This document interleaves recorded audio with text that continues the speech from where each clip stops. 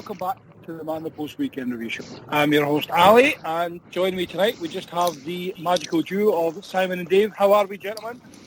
Not too bad. I am probably twice as good as Si. I think... At least. Yeah, I think the most turgid of moods might be twice as happy as Si at the moment. This might be a long podcast.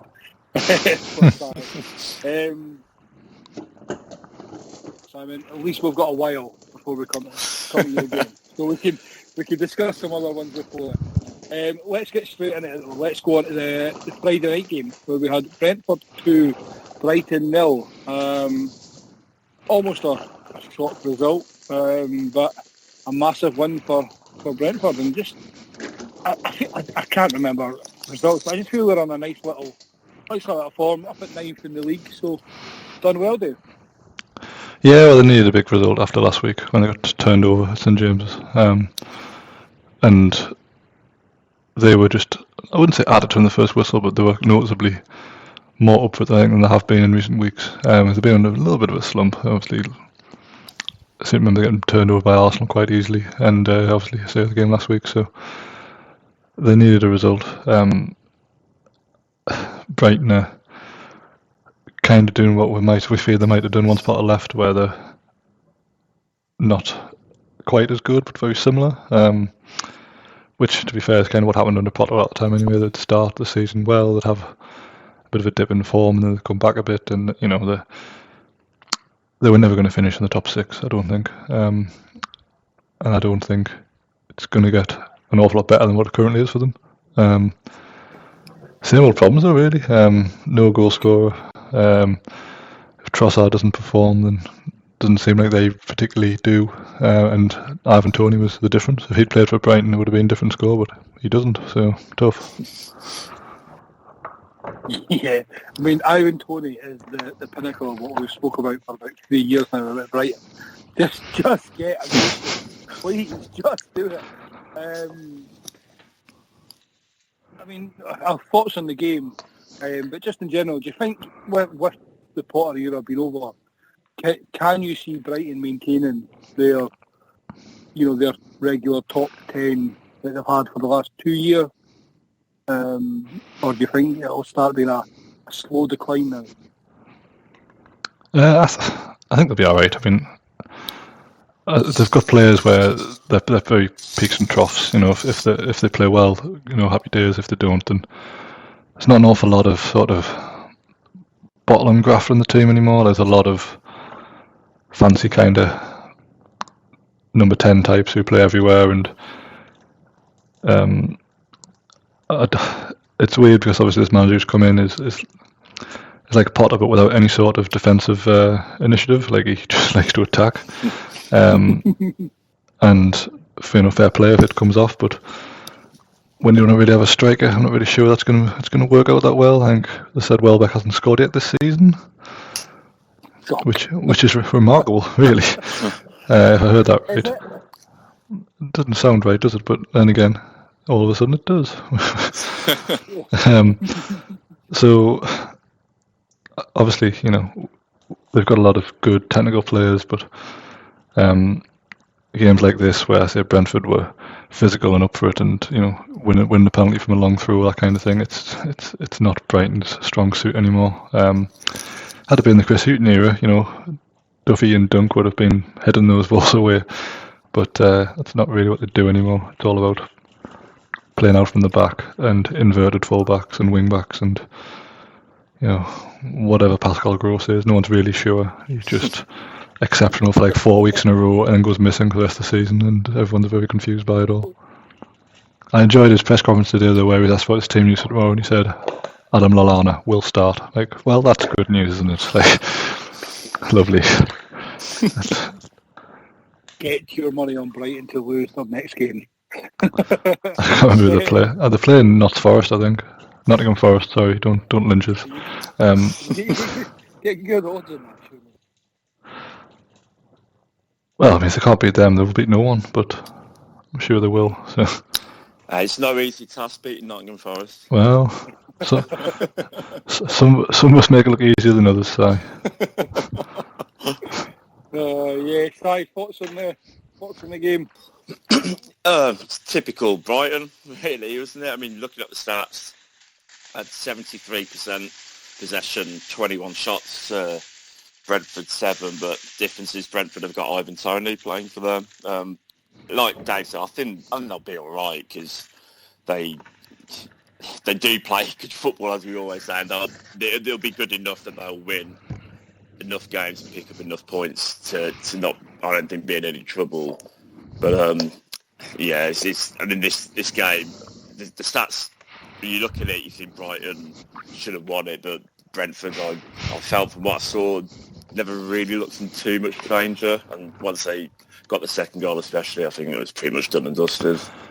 Right, made a couple of decent saves. And again, he had a stinker. Yeah, he did, to be fair. He had a stinker against us, so he probably, again, sort of doubled his efforts to make up for that, which is fair enough. But no, I don't think I could complain with the result, but I say not a good matchup for Brighton. I don't think they do that well against the physical kind of teams, especially away from home. Yeah, they're a bit Arsenal-esque from a few years ago, pretty on the eye, but they can be got at, as you say, in direct areas. But I think a game like that against an opposition, like you're going to sort of get physical with you, that's where they're probably missing someone like Neil Maupay, who is just like a little shit who'll get stuck into teams like that. Well, him, but also Basuma. Yeah. I know Caicedo is very good, probably a bit more progressive than Basuma, better on the ball, but I don't think he's as physical. There's not as much of a commanding presence in there, so probably a bigger miss. And as you say, when you got at least Maupay was a bit of a shithouse. Welbeck just kind of stands there smiling, looking at 0 in 7, whatever it is this season. Big grin on his face, Yeah, it'll be interesting to see how much the manager's back in January in the window. See if he can bring anyone. Maybe he and his team can see the leader striker.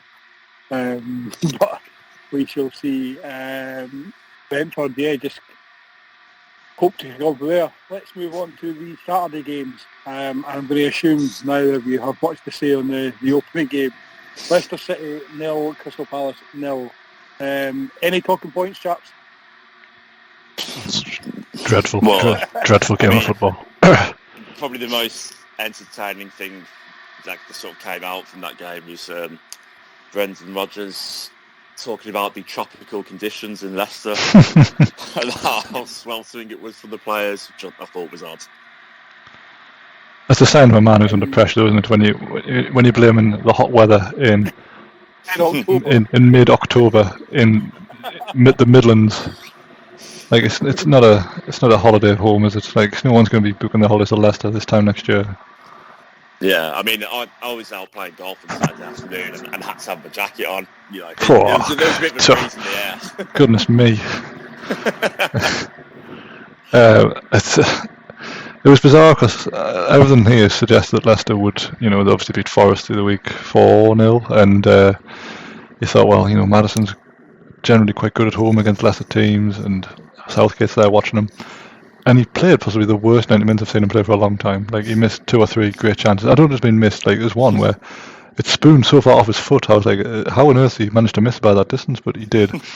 And he compounded the whole afternoon by getting a yellow card in injury time for diving, which is his 5th of the season. So now they don't have him in this next round of games, which, again, you kind of need him, don't you, when you're Leicester?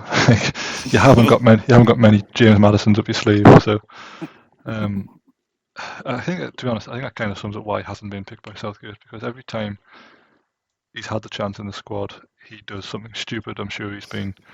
Did he go out to a casino one night when he was meant to be on curfew or something? Yeah. There's probably some of the misdemeanors as well. I'm sure there was a few in a row. Was it not with like Grealish and Foden one night?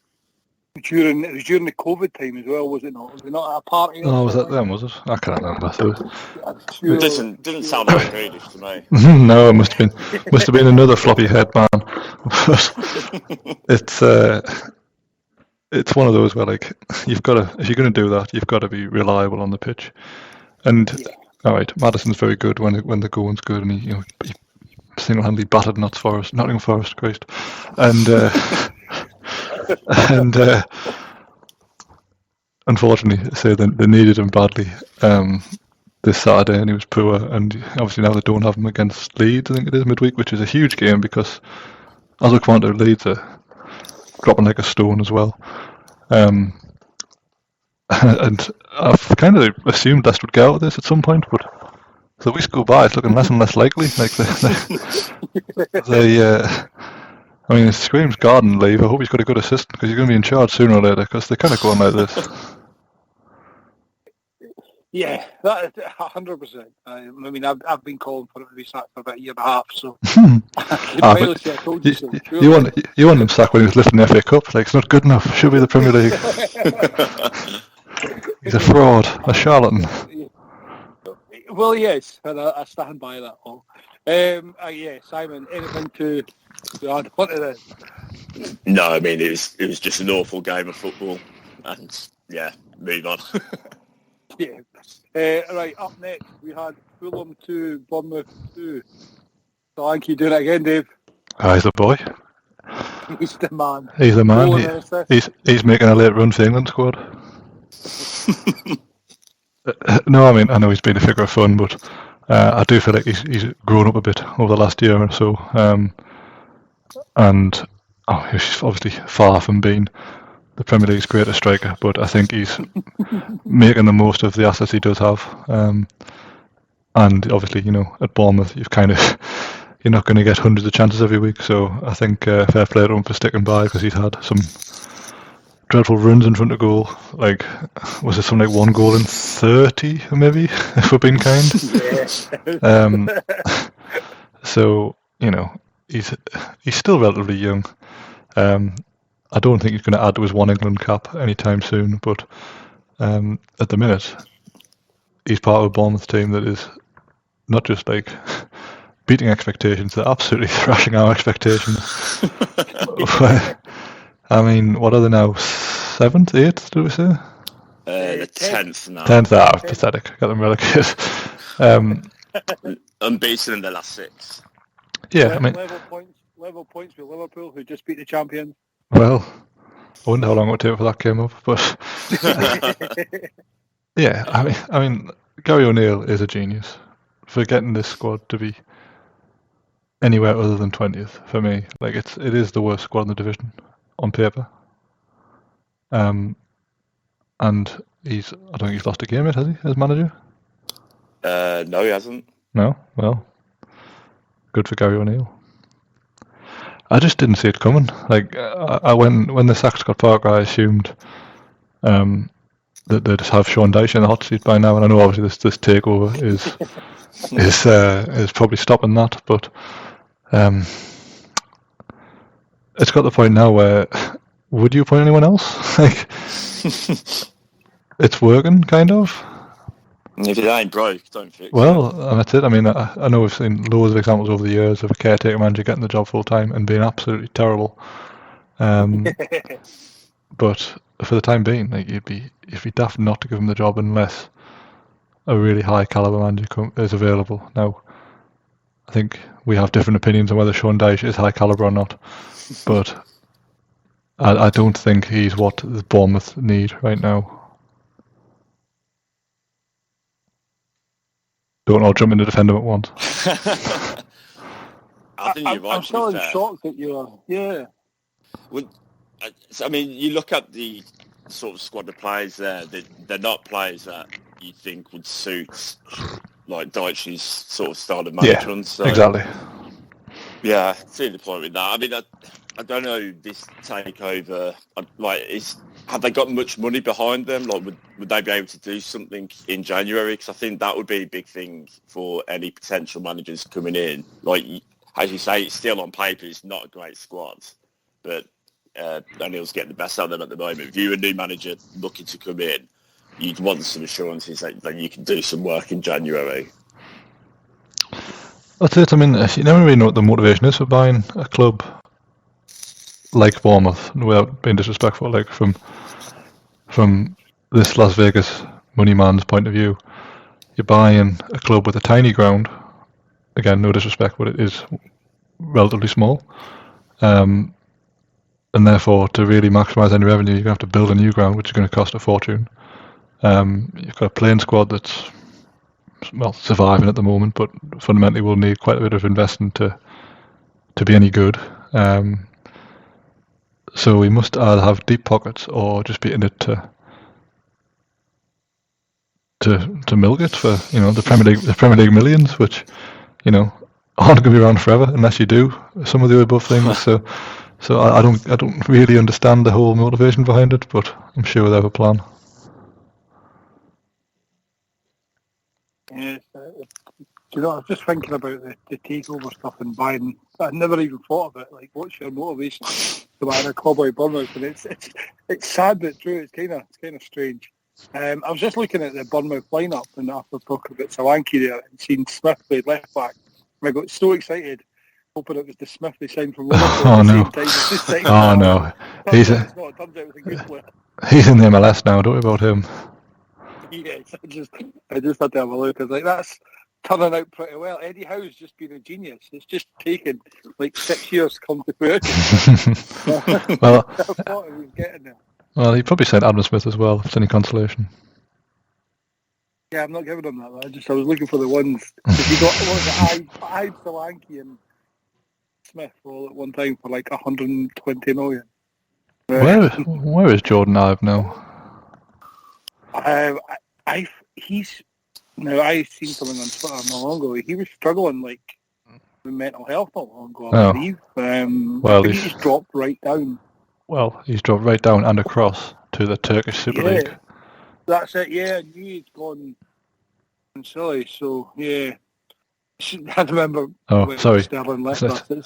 I apologise. It's not the Turkish Super League. It's the Turkish. Yeah, it's not that.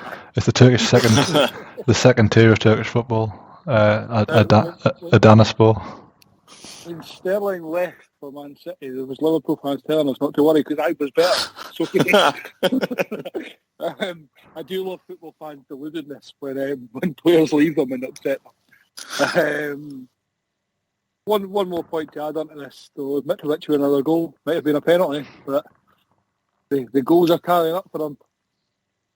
Did you watch Match of the Day for this game? Yeah. Did you enjoy Jonathan Pearce just continue reminding us throughout the game that Mitrovic was not fully fit in his view? I was like, thanks for that. Like, just constant reminder every time you got the ball. Here's Mitrovic. Oh, he doesn't look fully fit to me. It's like, aye, all right. Robot was. He scored his pen. I couldn't tell you anything more that he did. I don't know what the penalty was awarded for. Oh yes, because Jefferson Lerma decided just to wrestle him to the floor. Yeah, that's a good. I'm glad you brought up because I've just seen this clip. This might be the most idiotic piece of defending I've ever seen. And then had to keep to complain about it being a foul. Doesn't actually even look at the ball. He just grabs them and throws it to the ground. It's ironic. It's the same penalty that Fulham conceded last week when Pereira decided to, after being warned 3 times, to stop Craig Dawson, and then they just got one back this week. But yeah, stupidity from Lerma. Oh, so bad. Simon, I'll come to you next on this one. Wolves 1, Forest 0. Managerless Wolves still? There's not a point in the NBA, have they? Yeah. It wasn't the classic, was it? I mean, just from the highlights I saw, but I mean, I don't think anyone was expecting this to be a great game of football. I mean, Forest are awful. They're probably going to go down, and so that makes me even more depressed about the result of the week. And then, I mean, Wolves aren't much better, to be fair. I think they're the lowest scorers in the league, and you can see why when you watch them play. There's very little cutting edge in the attack, and got the win with a penalty that I'm not 100% sure should have been given myself. I thought it was pretty harsh, but they got the rub of the green, and then got even more when Johnson missed his penalty. Forest are two awful teams. Wolves is badly needed win for them. I think, it's took them up the relegation zone by points, but I would still worry for them for the season going on, and it's the fact it's taken how many weeks is it now they've not been with the managers? Like 2 or 3 weeks. That would be alarming. That it doesn't seem like many people are keen. I think I saw that they were talking to Nuno again, and it's never a good sign. I think when you're trying to get a manager back to the club, it very rarely works out. Yeah, I mean, was it Lopetegui? Decided he didn't want to move to England, which probably the type of thing you should have decided before applying for the job. But anyway, and now it's Nuno or Michael Beale, who is QPR's manager. I'd be surprised if he went. He only went to QPR in the summer. Yeah, he seems to be like the next. There's always like a coach on the who's around. Like, oh, he's tell you what, he's a good coach. He'll make a good manager one day.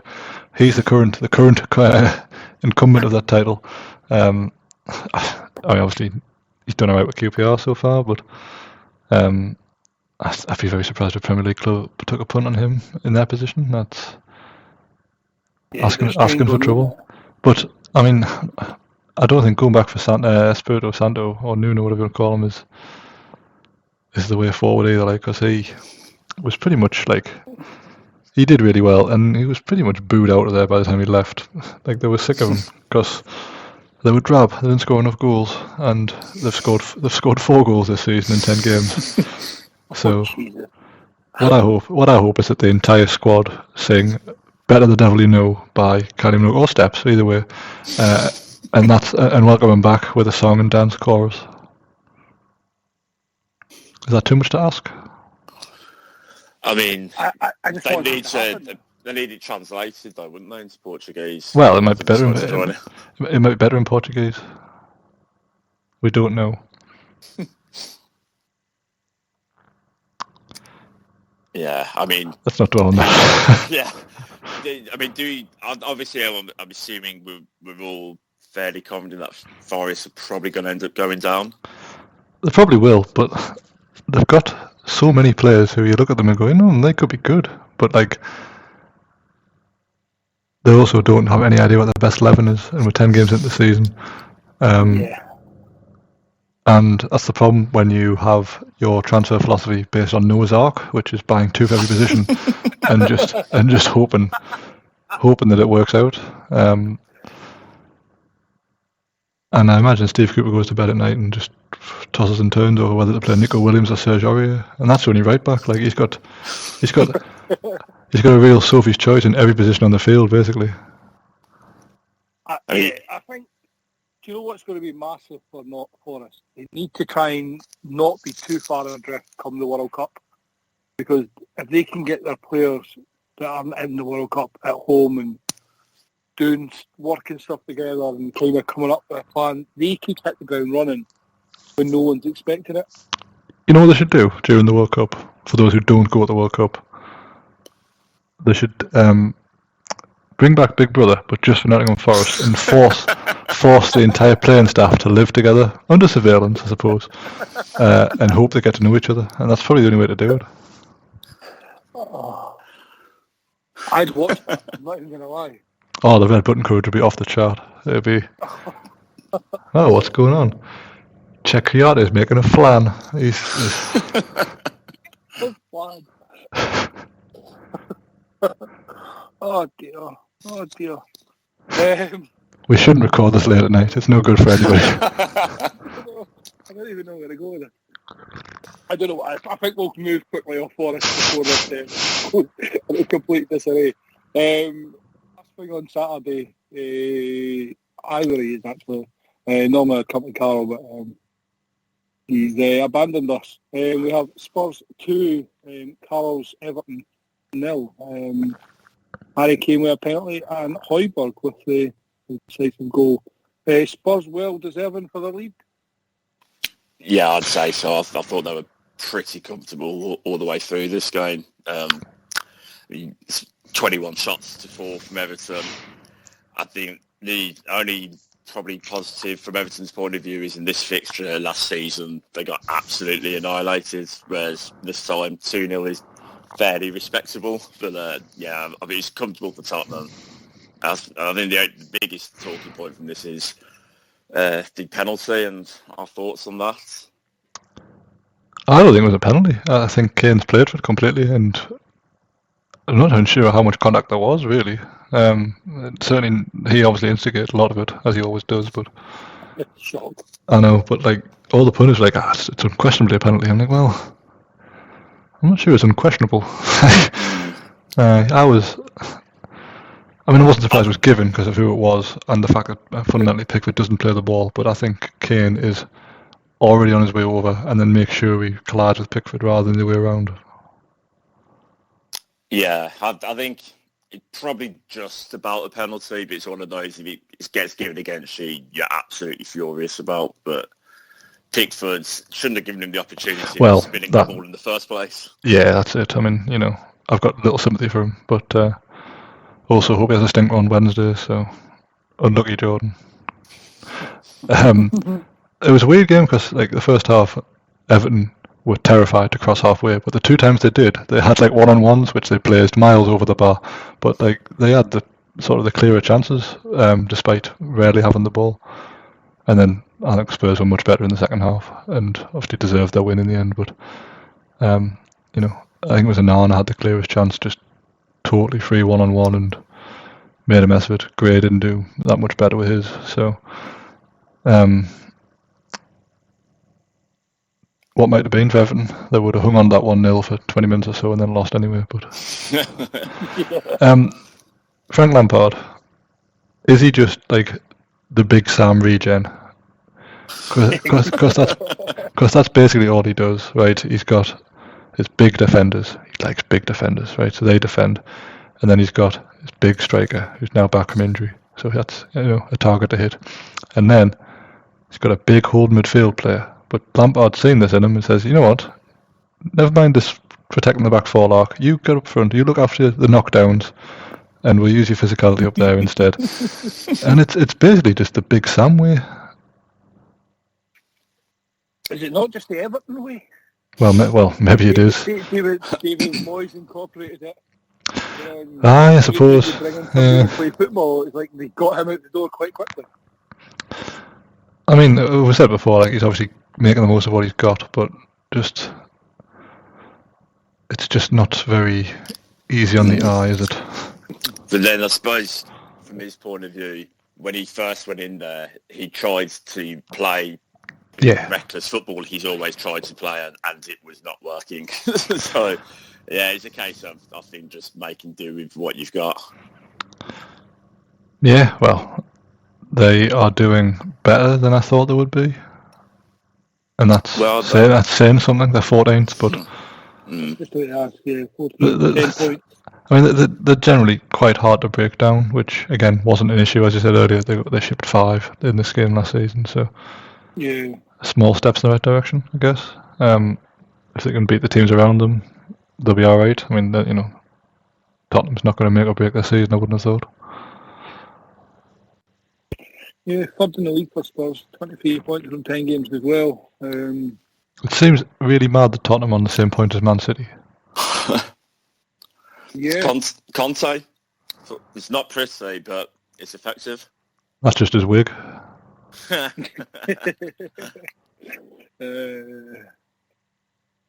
end of Saturday games, boys. Let's move on to Sunday. Oh, sorry, Si. Do you want to stay on Saturday?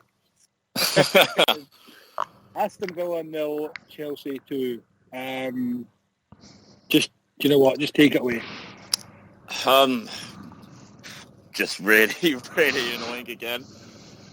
We started, I thought, quite brightly, and then go 1-0 down after 6 minutes.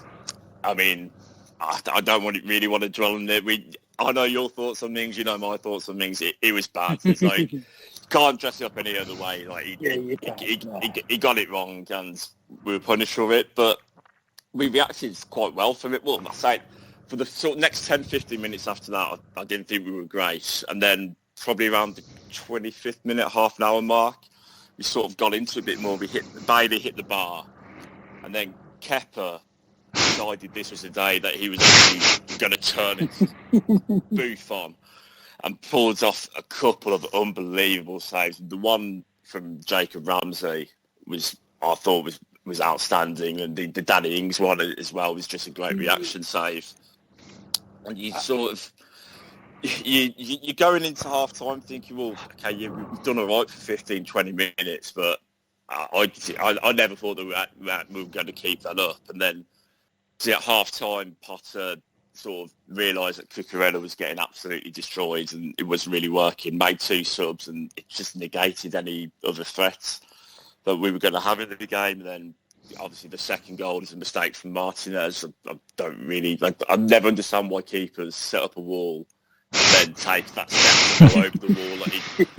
He just stood still. He just caught it. I mean, I'm sort of watching the highlights back, and the commentators, when he first won, were saying, "Oh, what an amazing strike!" It went in the sense of the fucking goal. It wasn't that impressive. And then what's kind of really annoying afterwards is hearing so many sort of pundits and everything saying, "Oh, yeah, Villa played really well for sort of 45, 60 minutes." I actually don't think we did. I literally think it was a 15, 20-minute period before half-time. But you're comparing it against our last 3 games that have all been on Sky as well, which was so dire. Like, obviously, seeing 2 people make a run into the box looks impressive compared to what we've been watching. Some of the substitutions were really odd, because Bailey was actually having quite a decent game, and the front 3 were doing reasonably well. He took Bailey off, I think, from Buendia first, and then Coutinho came on not long after, and so we lost any width that we had. But the biggest thing that I still can't get my head around is why, with 15 minutes to go, he took Jacob Ramsey off for Dendoncker. Was he just trying to hold on to that 2-0 defeat? Really odd. Really, really odd. And then the crowd sort of started to turn as well in the last 10 minutes, and there were a chance for Gerrard out, and to be honest, I don't see him lasting too much longer. Hopefully, anyway. Well, he's 10 to 1 on to be the next Premier League manager to leave, which is fairly severe. Like, you don't normally get odds that heavy for that market. Obviously linked with the Pochettino rumours that one of the newspapers started this afternoon or tonight, whenever it was. Do you think that's a goer? I personally would be surprised to see Pochettino come to us, but you never know. I didn't think that we'd sign Coutinho. You know, the owners are quite ambitious. It's not beyond the realms of possibility to sort of get a big name in like that, but I don't know. I don't think it would happen, but if there was a chance, I would definitely go for it. And I don't think Gerrard. I'm not sure if this time next week he'll still be manager. We've got Fulham away on Thursday and Brentford at home on Sunday. If we were to lose to Fulham, I do not see how they could possibly let him come into that stadium to manage that game, because the atmosphere would just be so toxic. But he doesn't help himself as well. Like, after the game, he was talking about how, you know, he fronted up to criticism and stuff like that.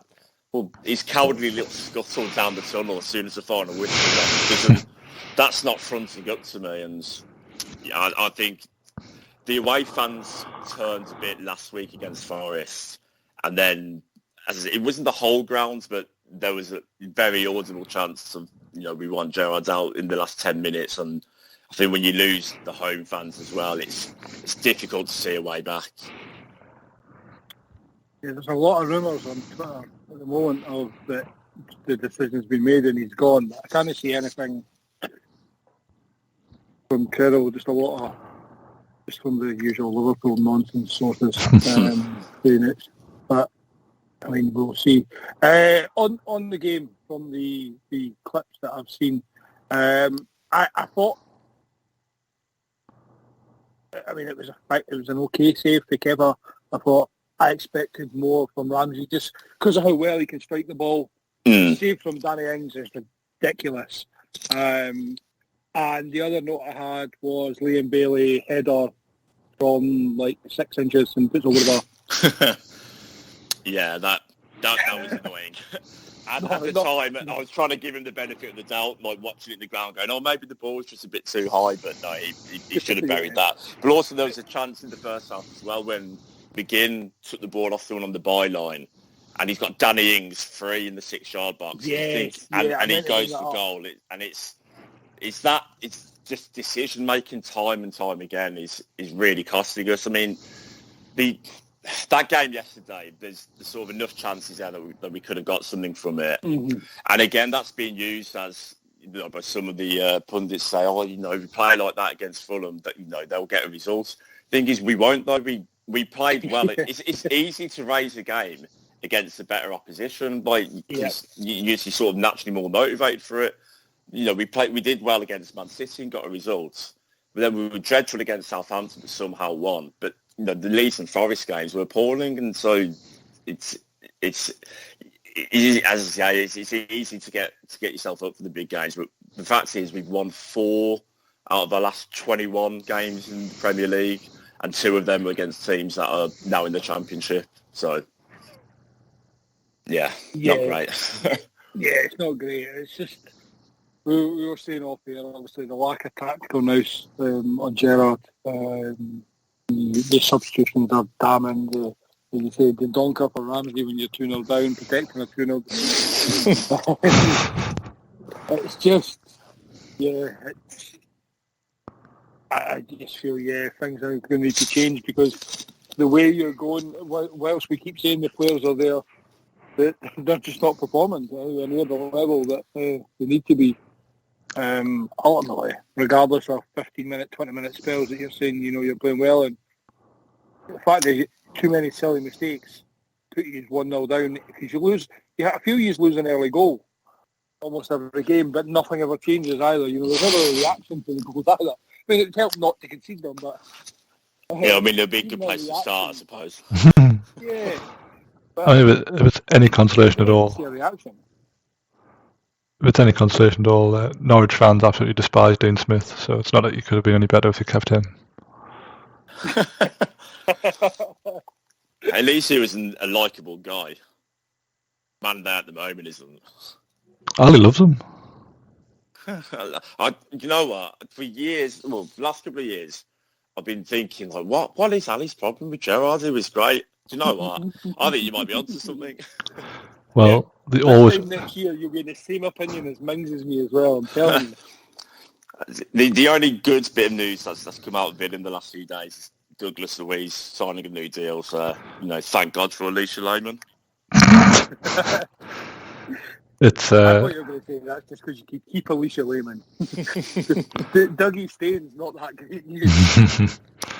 The always reliable Footy Insider 247 says that Steven Gerrard has been sacked. But do you believe Footy Insider 247? Not normally. No, well, I'll tell you what, they've got 84,500 followers, Ali. So that's 84,000 more than me. So they're doing something right. Dave, much to add on? Piling up any Simon's misery? No, I thought Kepa made about 4 saves in a minute, which was ridiculous. Maybe some of them were offside, I can't remember now, but he still saved them. And it was very similar to last season when you battered Chelsea and somehow didn't score, and then Lukaku took over and then left. So that was his career. No, I mean it's obviously coming. He's going to get sacked one of these days. And I'm curious to see who comes in next, because I read on Twitter earlier from a fan who said, "I don't care, Tuchel or Pochettino, I'm happy either way." I'm like, all right. Wonder what Sean Dyche is up to. There's a very good chance. And Simon won't be as chippy. Maybe ask him for Gerrard back soon. Speaking of clubs in a mess though, Dave, Leeds United 0, Arsenal 1. Leeds are in free fall, aren't they? They are, but this was a chaos factor game, wasn't it? There was everything, absolutely everything happened here. Absolutely everything, including a power cut after 30 seconds, whatever it was. I mean, firstly, Arsenal. they wouldn't win this game normally. It's so much click there. It's horrible and weird, but the my boys, as you call them, 4 points clear. I know. No, I mean, obviously they're gonna mess up at some point, but they just keep digging deep to win these games. I mean, they had a huge slice of luck here, and Patrick Bamford screwing the penalty wide was. I think it's always. I mean, any striker who doesn't even hit the target from the penalty spot. I mean, it's just unforgivable, really, isn't it? I said a few weeks ago that I just looked at Leeds and they look like a team that will get relegated. They've got a lot of players who they're just players. They're not like they don't have any sort of identity about them, do they? They just seem to run and get very angry all the time. That's pretty much their game plan, including the manager, who obviously shouldn't have to run, but he seems always quite mad. Is it Sinistera, the winner? He looks like a decent handful, but Rodrigo Ross has hit for years. He's obviously started the season reasonably well, but still looks quite flimsy. Obviously gave the ball away with a ludicrous crossfield ball here, which Odegaard himself would have been quite proud of, but instead just gave the game away, basically. I don't understand in the last minute or whenever it was when they gave a penalty and a red card because Gabriel kicked Bamford in the face or whatever it was. They then decided that because Bamford pushed Gabriel over first, it wasn't a penalty, right? Which I get. But surely he still kicked him in the face. Like, surely he either did or he didn't. I mean, he absolutely didn't, and Bamford has got previous for acting like that to get a player sent off. So, in any situation like that, I always would back the opposing player rather than Patrick Bamford. He still got a yellow card for it, I think. So he obviously deemed him to have kicked him, but obviously not hard enough for a red card, which... I think he did sort of swing a leg out, but he made absolutely no contact. But from the way Bamford went down, it was like an extra from Platoon. But as I say, he's done that before. I mean, I can't stand him, so I was delighted to see him miss that penalty. Aye, well, I mean, the problem Bamford's got is that have you seen The Little Mermaid? Or the concept of it? A long time ago. Aye, right. Well, obviously, Ariel sells her voice for legs. Well, Bamford sold his ability for an England cap, because ever since he got that cap, he has been atrocious, or injured, or both. He's been back to the Bamford before last season. Basically. He has. Yeah, his purple patch is well and truly over, but he'll always have that cap to look forward to. I just think Leeds are blunt. I don't know what their game plan is. They don't seem to do an awful lot except run about and get angry. Am I being harsh, or is that how you see them? No, I'm with you on that. I think they're in trouble. I think they were lucky, I think, to have stayed up last season, and obviously they spent a bit of money in this summer. But sort of looking at them, I don't really see where that's gone and like where there's any improvements. And like you say, I think that's 6. Is that 6 games without a win now? I think. And yeah. They don't really look like scoring. Bamford obviously just sort of. I think his last goal was December last year. I know he's been injured for quite a bit of time as well, but you kind of, I would worry for them. And like you say, you look at the team and they've still got like Liam Cooper playing centre back. He's a championship defender. I'd be concerned about them. Yeah, I couldn't agree more. I just, as I say, free falls what I've described them in. Even as you say, Dave Ross has I've never seen a man so downhearted at his team since Marsh took over, and that was before it all unravelled. He reminds me of a young me before I had hope. Arsenal. You're right. It's becoming scary. Arsenal might actually be the team. But I will say here and now, if you give me a choice of Arsenal win the league or City win the league, I'll take Arsenal all day long. I mean, I think most neutrals would, to be honest. I mean, it's obviously no club's universally liked. Don't get us wrong. There'll be some people who would rather City won. But in terms of making it interesting, why not? I mean, they've got Southampton away next. They probably won't lose that, given the way Southampton are going on. Nottingham Forest at home. They're not going to lose that. And then Chelsea away on the 6th of November is probably the next game you look at and you think, maybe not. Yeah, they're not going to lose that. No. So there's a very real chance they'll go into the World Cup break top on the table. Yeah, it'll take something drastic for them not to be top. Yeah, well, I think I heard on Match of the Day as well last night. Sure, they said it's their best ever start to a season in the top flight, which I was surprised at, really. But looking at it, they've won 9 out of 10 games. They probably should have won 10 out of 10, really. You know the last team to have won 9 out of 10 and not win the league? Newcastle? Arsenal. And the time before that? Arsenal. Well, hang on. I mean, if this is the best ever start, how have they won 9 out of 10 twice? Exactly, but no, I didn't know it was the best ever start. I never said that. But the last time they won 9 out of 10, the opening 9 out of 10, they lost 2004, 2005, I believe, one of the seasons where they lost to Chelsea, Mourinho Chelsea. And the other one was more recent than that, but I don't know who it would have been.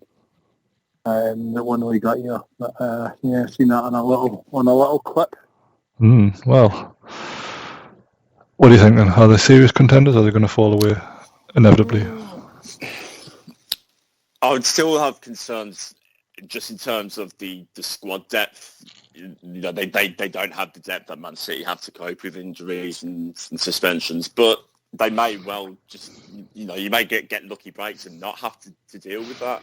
So it's hard to say. Like, well, at the moment you have to say obviously they're contenders, but you know, there's still like a fair bit to go, and the World Cup, as we say every week. That's it, the World Cup. Get off the fence. It's a podcast. Just pick a side.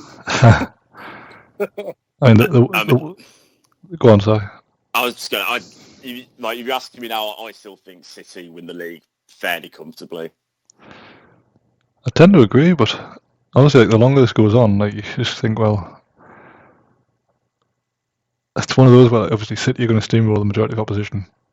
Arsenal are going to beat the majority of the opposition based on what we've seen so far. Like, there's so many naff teams who the good sides are going to brush aside. Like, it's not impossible that Arsenal could beat everyone except Man City. I just don't know. It's. I like them, the way they're playing. Obviously, they've got a lot of young players. They play nice football. They aren't as soft as they used to be either. You know, the two centre halves can handle themselves now. There's no like Pascal Sagan in there being a mess. You know, they're actually two good centre halves. Partey and Xhaka in front of that obviously can handle themselves. Yeah, Granit Xhaka looks like a footballer. Yeah, it's odd, very odd. Surely he can't be too far away from just, you know, 2-footing someone in the hip or something. Well, I know, in the hip. Historically, that would happen, and it's due to happen any day now. But yeah, like, the World Cup's a huge leveler for everybody this year, because normally that December period where there's like 100 games in 100 days, like, the squads get crippled, and Man City are like, well, it's all right, we've got plenty in reserve.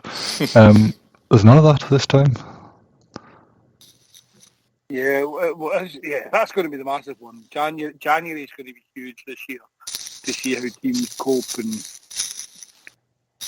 well, if you're Arsenal, you're not, if you're in this position and you're Arsenal, right, you're going to get the Europa League group, which you pretty much already have, right? So forget about that. That's not really going to be much of a factor for them. And then you're not going to prioritise the cup, say, in this situation. You've got a chance to get back in there. You know my thoughts on that. I think the FA Cup should be binned by every top team. If you want a cup, for the League Cup, because it tends to be over sooner. But even the Europa League, just keep playing kids. Like, if you're Arsenal in this situation, when you've not really competed in, I feel 20 years. It's probably not that long, but it's been a long time. They need to go almost pretty much put all their eggs into the league, surely. Like, and the form they're on. As you say, if they can go into the World Cup, top of the table, 4 points clear, is there going to be another better opportunity for them? I wouldn't have said so. I just think it's all fallen very nicely for them so far. They've beaten Tottenham, they've beaten Liverpool. It's 2 of the top 6. Mm. And they should have beaten Man U as well. Well, that's it. They played better than Man U for an hour, I would have said, and then it unravelled a little bit. But these things happen. I don't know. It's a shame, really, that the game against Man City this week's been postponed, because it would have been really good to see where they were at against a team like Man City. But that'll have to wait for the new year. By which point Arsenal will be 5th, so it's fine. Standard mass add up. Arsenal beat us, we beat Man City. They would have wiped before we Man City. It would have been easy. Things you love to see. Enough, isn't it? It seems to be. Aye.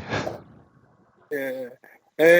Right. We'll move on from that. Dave. Man United 0, Newcastle 0. Was this as drab as it sounds, or was it an entertaining 0-0? The first half was relatively entertaining.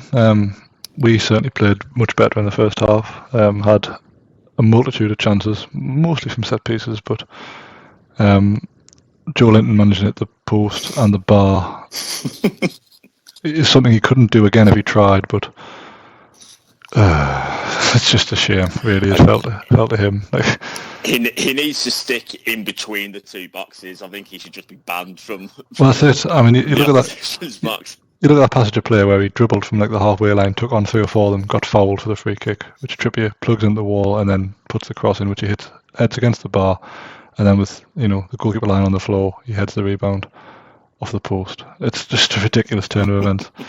Sums up the good and bad of him, really. But no, I wasn't upset with the point. We historically haven't done that well at Old Trafford, but it just felt different this time. We went and we didn't. Normally, if you come away from Old Trafford with a point, we've had to defend in huge numbers, and we've hacked ones off the line and we've hung on for dear life. There was none of that really here. I know they had a late flurry. Fred missed more or less an open goal, and Rashford wasn't much better, but. We had our fair share of chances as well. We should have had a penalty, which I'm not really sure why it wasn't given, to be honest with you.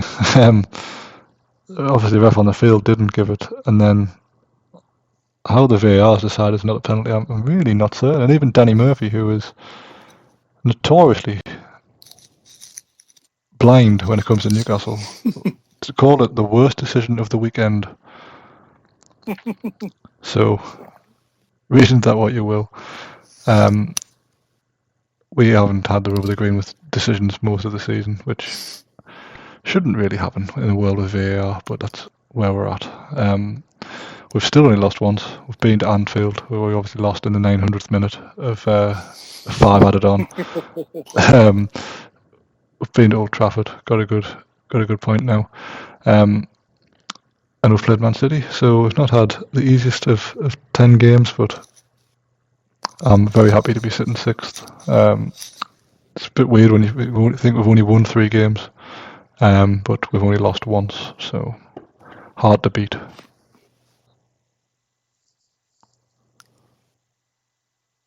Yeah, Si, anything to add up to this game? Seen the highlights, I assume. Yeah, just in the highlights, and pretty much agree with what Dave said. I thought the first half was relatively entertaining, and Newcastle probably had the better of the chances in that. Obviously, the Jolinson ones that you spoke about there really should have stood one of those headers away. And Man U didn't really offer an awful lot until the very end. And like you say, Fred and Rashford, either one of them should have really put those chances away. Ronaldo is starting to look his age, I think, this season. He's just sort of plods about really, and didn't look happy coming off, which I don't know why, because he didn't do an awful lot other than think he scored that goal from when he thought he'd taken a free kick, and that was not a passage of play. Oh, I mean, he was looking very desperate, I thought, on Sunday. Like, he had 3 goals disallowed for offside, but like in all cases, like the whistle had long gone, like to the point where they didn't even make highlights. But yeah, on that free kick, like it's obvious we haven't taken the free kick. Why would Pope just stand there and let him take the ball off him? Like, Bruno Fernandes is a disgrace. Like he was excellent when he first came to England, but now he basically man marks the ref and just talks to them all game, chipping away. And obviously after that goal, the entire team's around the ref, and obviously Ferguson was on the sideline as always. He never misses a game. And it was like a hark back to the bad old days where just the entire Man United team were pressuring the ref to make a decision, and it's just like this type of thing was outlawed a long time ago. How come it's making its way back in? It's Man U, isn't it? Old Trafford, the rules don't apply there. Well, apparently not. I mean, we also saw at Anfield later on, Klopp having a go, and at least he got a straight red for it. But hopefully Man United pick up a charge for that, because they were absolutely, as I say, they were desperate. They didn't play well. They were struggling to make much against us. So they reverted to their old ways, which is trying to bollock officials into making decisions go their way.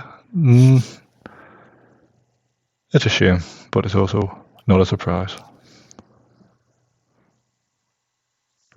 Yeah, I was actually disappointed by the result. I really had high hopes of Newcastle taking something out of this game. But as you say, you're pleased to take a point at Old Trafford, even though it's not the United Old. It still just shows how far years have come. Right, Ralph, Southampton, a 1-1 draw with West Ham here.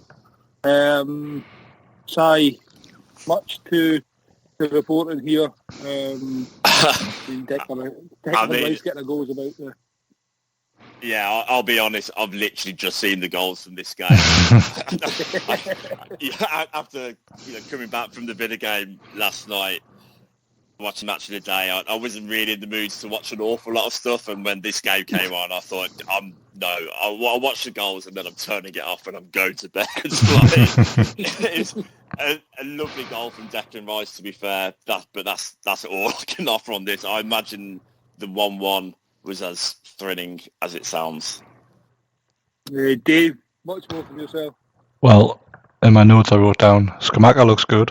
He hit a shot that was blistering but went wide.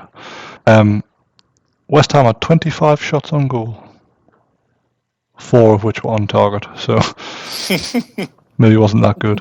Bella Kotchap, Southampton's decent German defender, he went off with, looks like a dislocated shoulder, I think they said. If he's out for any great period of time, these are not in a good way. They're just not very good. I don't think they're going to pull up many trees this season. They're already in the bottom 3. The goal they scored, I mean, firstly, I don't really blame the ref, because he can't possibly foresee Bowen spooning a clearance to, or was it Bowen or anyway, whoever it was, spooned a clearance badly, and all of a sudden he becomes in the way. He cannot possibly foresee that happening. Secondly, if Bowen's that bothered, he should just wipe him out and deal with the consequences afterwards. And then obviously a massive deflection takes it in, so it's a bit of a double whammy for West Ham. But it's the type of goal that relegation threatened teams get, where it's just like they haven't really earned it. It's just kind of like a long range shot that's taken a massive deflection, haven't landed them fortuitously. I look at Southampton's team, I just think they will get relegated. Now old Ralphie somehow seems to find a way to get themselves out of trouble. I just don't see it in this team at the minute. There's just so little going on for them. Even Ward-Prowse doesn't seem to be at his absolute best at the minute. then again, he's got very little to work with. So what I do applaud is that they have got Walker Peters, Bella Kotchap, Coletta Carr, Ward Prowse, Maitland Niles. They've gone both barrels. Well, I think they charge by the letter in the printing shops, don't they, when you get names on the back of the shirt? So it's a nice little money-making scheme for them. Well, that's all it can be. Like, there's no need to collect that many double-barreled names, surely. There's got to be a couple more they can get. That's what it is. Oh, absolutely, no doubt. They're going for 11. See if they can get a full team. Double-barreled names. Nice to see Ainsley Maitland-Niles is still alive, though. I'll be honest, I had no idea that he was at Southampton until I just looked at the line. I'm not certain. He was 100% certain, to be quite honest with you. Like he hasn't been seen for a while, but there he was.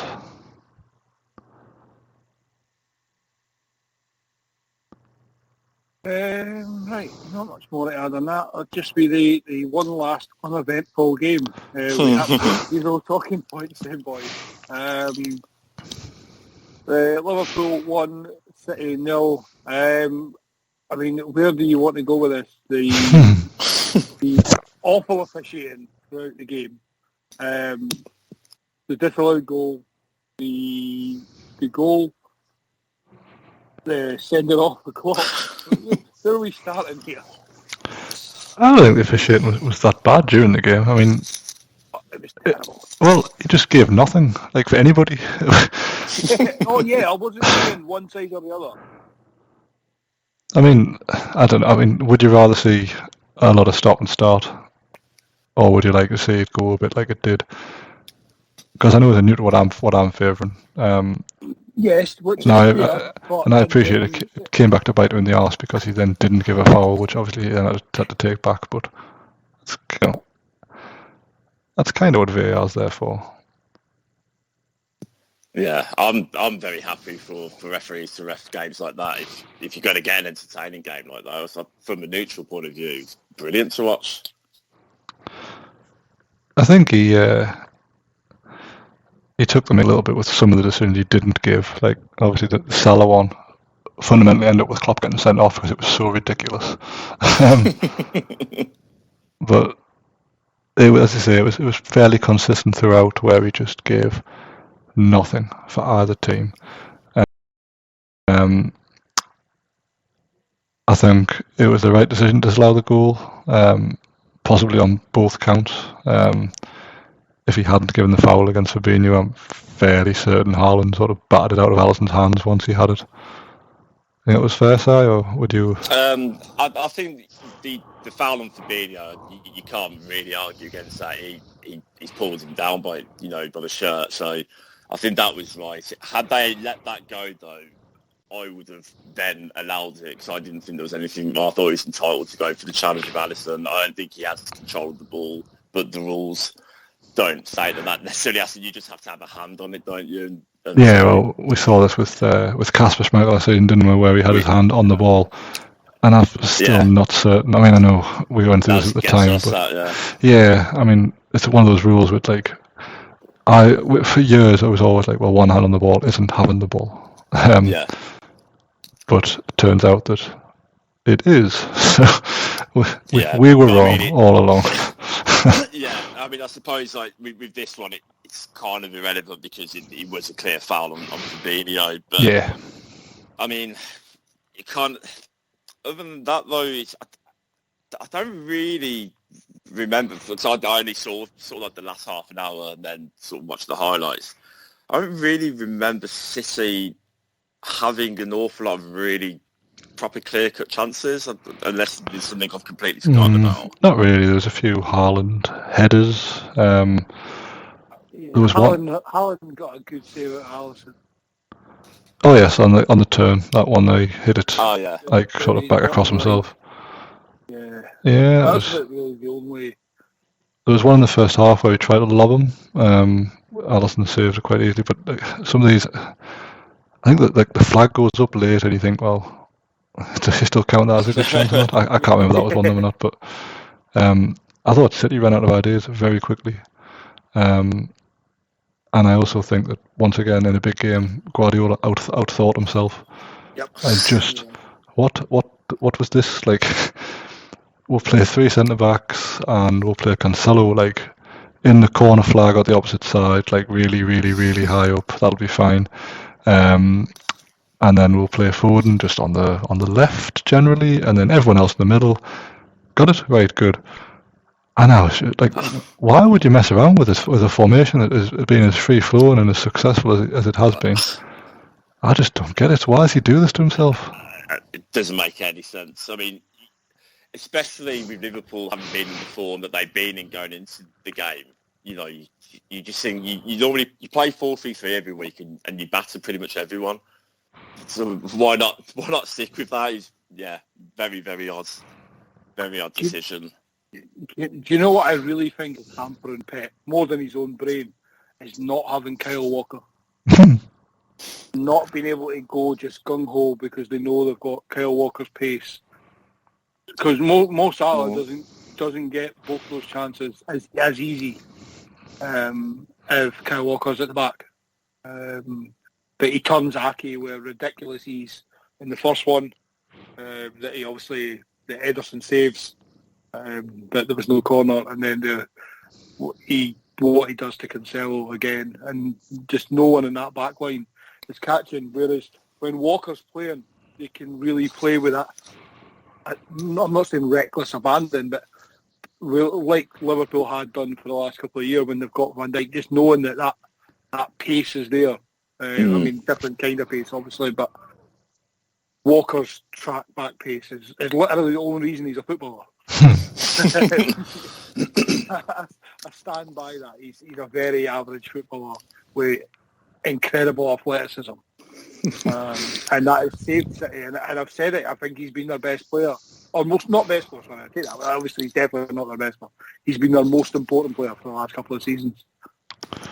That's maybe a fair point. I think his recovery pace obviously makes a huge difference when you defend on the halfway line like they do. Yeah. I was really impressed with Salah. Obviously, I mean, it's not exactly an unknown quantity, but he's been poor by his standards this season, I think. And funny enough, scoring a hat-trick in 6 minutes against Rangers seems to give him his mojo back, and he was absolutely electric here. As good as I've seen him play for a long time. Yeah. Properly on it, was right from the start. I mean, quite early on, he sort of went on that little run similar to the one where he got a goal last season. Yeah. You could just tell from that moment that even though he didn't come to anything, he just went to a corner, but he had that sort of look about him where he was like angry almost, and like sort of thinking, do you know what? I've had a lot of criticism this season. I'm going to show you just how good I'm. You know, people forget very quickly about how good certain players can be. He's had not a great start to the season, but it's 9 games. You don't lose. You don't become a bad player overnight. And he's been one of the best players in world football for the last 5 years. It was almost like not isolating him on the right wing all on his own. Was a very good decision. Yeah, I mean that's it. I mean where Guardiola got it wrong, Klopp got it entirely right. Yes. And that was ultimately the difference, to be honest. I mean, once I tell you what, though, how good was Joe Gomez? Not that obviously what to do, but he looked like the player pre-knee injury in this game. Just made you remember how good. I like Gomez. I think he's a really good defender. He's just one of those really unlucky players that gets crippled with long-term injuries. Yeah, that's it. It's not like you're picking up like a Johnny Woodgate where he gets hamstring injuries every week. He just gets legs broken and it's just it's not injury prone, is it? It's just unfortunate. But I had really hoped that Villa were going to sign him in the summer. There was massive talks, wasn't there, Simon? Yeah, there was. I had massive hopes that yourself or even you, Dave, as well. When there was. I just thought he would be perfect for a team like, to get regular minutes, even a loan, like a year loan, because I still didn't trust Klopp to give him regular game time, especially once Kanate comes back, Matip comes back. I thought he'll just be pushed aside again. Maybe, but the problem is, like, this season you haven't really been as good defensively, and if he's putting in performances like that and keeping clean sheets, then it's going to be very hard to break that up. Yeah. I suppose. Well, and the other side of it is, of course, you're competing twice a week basically in Yes. Premier League and Champions League. I mean, after a rocky start, your Champions League group, you're going to be fine now, because Ajax seem incapable of defending anymore. So you fairly certain you'll knock them out. But yeah, Gomez as well, though, from an England point of view, we're looking desperately short of centre halves who are in form, and he could be timing his run ideally. It's not a bad shout. See who else I was thought- impressed with yesterday?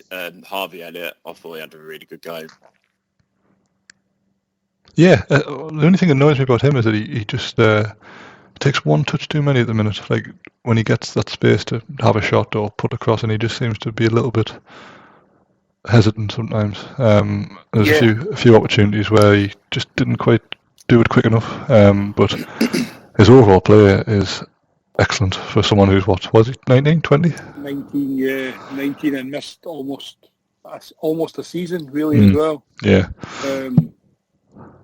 Both your thoughts on Núñez, Darwin Núñez? Rubbish. Jury's very much still out. Yeah, that's how I feel. I feel one minute you look at him and he looks world class, and then other times he looks like a League Two player. And I'm still not sure. I mean, not past Salah the ball. How he didn't pass it either of his pals on that one is ridiculous. Like, it was a 3-on-1. Like, it was pathetic. Yeah. And then the 2 minutes later, he does absolute brilliant to almost square it to Trent, which would have been fitting for Trent to score after the couple of he had in that game. But it was a fun experiment. Do you know when we were speaking about Salah earlier? You know my favourite thing about Salah? You know when he scores a good goal in a big game? I love his celebration. He just looks straight in like, no, I'm the man. Like, how dare you doubt me? There's almost like he's got so much self-belief in him as well, along with the anger. I don't know, there's something about it that I love. Well, I hope for his sake he follows it up with a big game against West Ham, I think it is, on Wednesday night. He, as we said earlier, hasn't been great this season. Obviously, this was his best game by a long way, and it'd be nice to see him do it again on Wednesday just to prove that he's back to his best and not just saving it for the big games, because he's fundamentally won you a lot of points over the years against fairly average opposition, just by being a step quicker than everybody else. So let's see if he's backed completely. Oh, West Ham on Wednesday. Yeah. Didn't even know those midweek games this week. Oh, it's all happening, Ali. Full programme. Oh.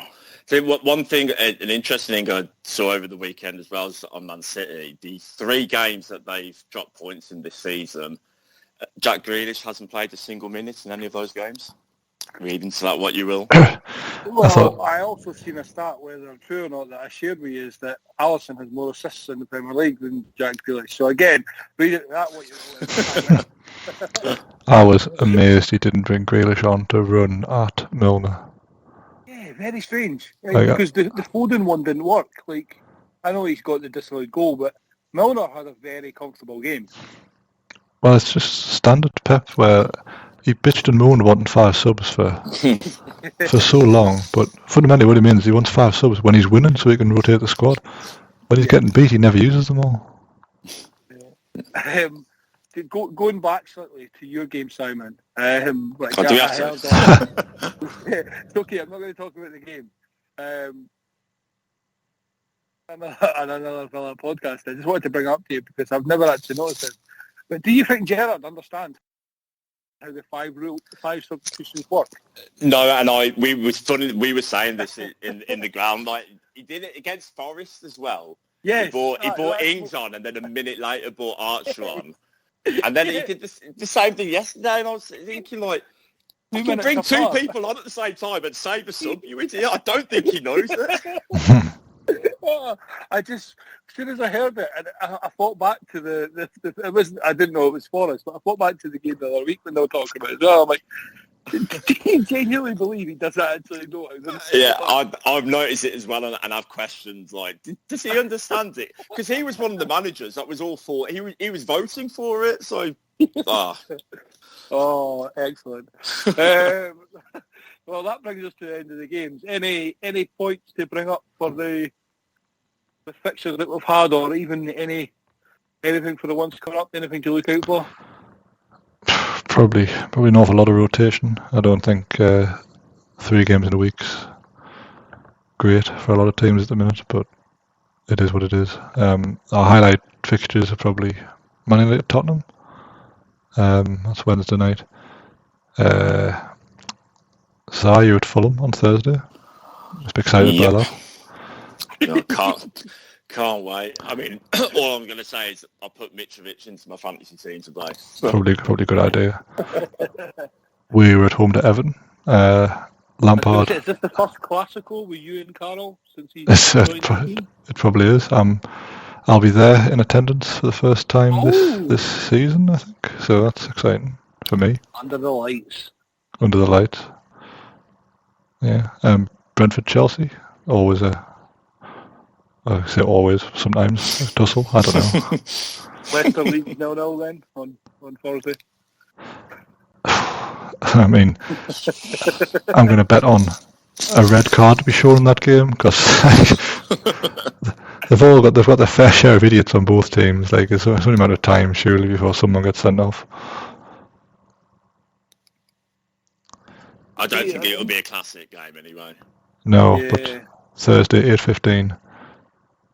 Why Thursday and why at 8:15? I don't know, but I can't wait to watch it. Yeah, you might be one of the very few days, so you can report back to us next week on that one.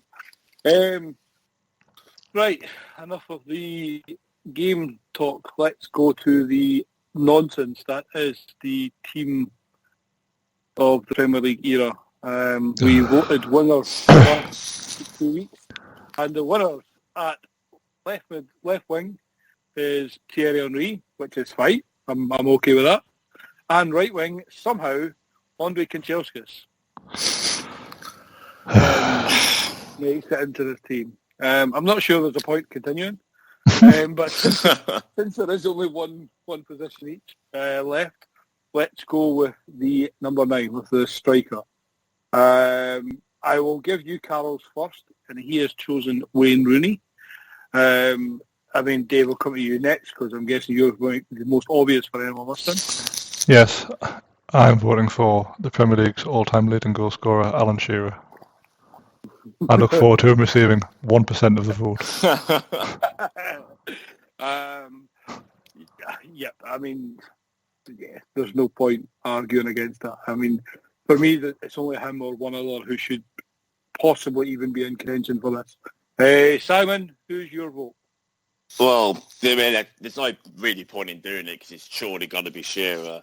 And I was half tempted after Kanchelskis getting into throwing a protest vote and go for Jordan Bowery, but I'll go Sergio Aguero. Yeah. See, to me, those are the only two that can come into contention. I mean, Shearer's got the numbers 100%. I'm not even doubting it, Dave. But for me, since, like, proper watching Aguero, since Shearer has been the best number 9 to play in this league. The numbers are scary performances every year, so it should come down to those two. I have absolutely no doubt that none of them will get going. I am going to go. He doesn't deserve to be in it purely on the basis the longevity isn't there. But for the years we had him, just ridiculous, absolute ridiculous. So I'm going to pick Luis Suarez. There's just not been a performer better in games that I have went to live than what we've seen in 13-14 and 12-13. Yeah, those 2 seasons were just ridiculous, and obviously what he went on to do elsewhere. But I just didn't see the point of picking anyone else other than Aguero and Shearer. I thought Andy Cole or Fowler might have been in there, but yeah, Cole would never get a vote for me. I'm never picking one of that lot. Yeah, the Fowler one. I just don't want to pick folk are not going to get any votes. I'm sick of it. It's not fair. So you voted for the racist biter instead. You know what Twitter's like. I guarantee you. The fact Steve McManaman got 0 votes, and let's be fair, we all know that is purely down to his commentating, and I have nothing to say against that. Sadio Mane got 0 votes. Second in the Ballon d'Or though, but no votes on all. None. I still can't believe people actually voted for Eden Hazard. Just shocking. But I think Henry winning with 77% might be the highest win. Oh, well, that's something, isn't it? Yeah. There's some sense out there. Yeah, I mean, Henry's got to do heavy lifting in this team anyway, so let's be honest. Yeah, so what is our team? We have Schmeichel, Neville, Terry and Woodgate, Cole, Vieira, Gerrard, De Bruyne, Kanchelskis. I didn't say that one. Kanchelskis and Thierry Henry. Yeah, it's something. It'll have to be an all-out attack down the left wing. Well, boys, that brings us to the end of tonight's pod. I will not keep you any longer. Si, if you can let everyone know where they can find you. So on Twitter, it's at Si O'Regan, and for Depressed Villa fans who want to hear other Depressed Villa fans talk, the Holtcast podcast and the website 7500stoholts.com. Not just Depressed Villa fans, I can promise you, if you're just want cheered up about football, about your own club, listen to our Villa podcast. They are fantastic and they'll do it. Dave, for yourself. Yeah, on Twitter I am at CM9798 and the website is cm9798.co.uk. We are Man on the Post. You can find us at Man on the Post on all your social media platforms, where you will get 2 podcasts a week. Usually a Monday morning, but obviously with the games, maybe the same next week, maybe the Tuesday, just with all the fixtures, trying to get it all in. And Chris Nagan will be back during the week to speak about all the midweek fixtures. So thank you very much at home for listening. Thank you to you gentlemen for joining me. Thank you. Thank you. And always remember, keep your man on the post.